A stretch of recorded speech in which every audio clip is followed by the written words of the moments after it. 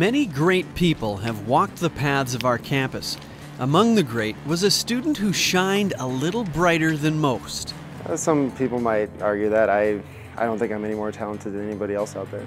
Michael Morgen's personality is one of the reasons he excels. He's really, I guess he's really outgoing.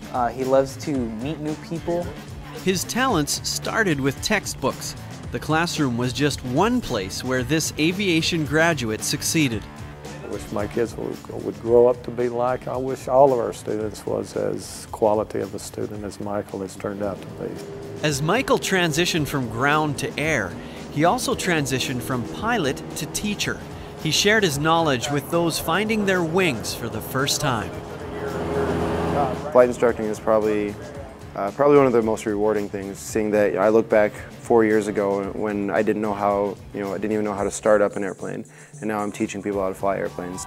Michael graduated from UND in May of 2010, and he continues to chase his dreams into the skies. He's now a first officer for a regional airline based out of Atlanta.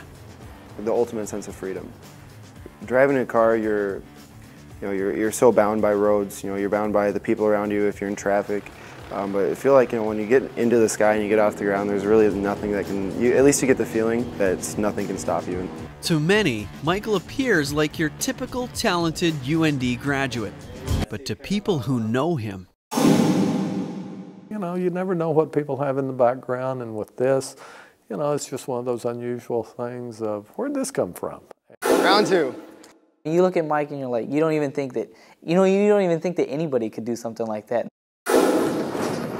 For people who find out the very first time, they just kind of a disbelief. It's like, no way. Like, you do what? That sounds dangerous. You're going to hurt yourself. Be careful.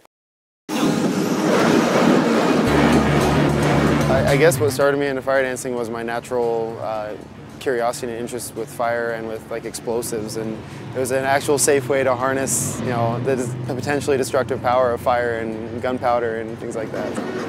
This helped satisfy Michael's fascination with flames, but over the years it's turned from just a pastime into a performance. I stopped paying attention to what I'm doing because I'm so comfortable with it now that it's not, you don't have to work to do it. Fire dancing is a secondary thing, trying to please the audience and put a show on is the #1 concern. Michael's passion for fire dancing ignited more than 10 years ago.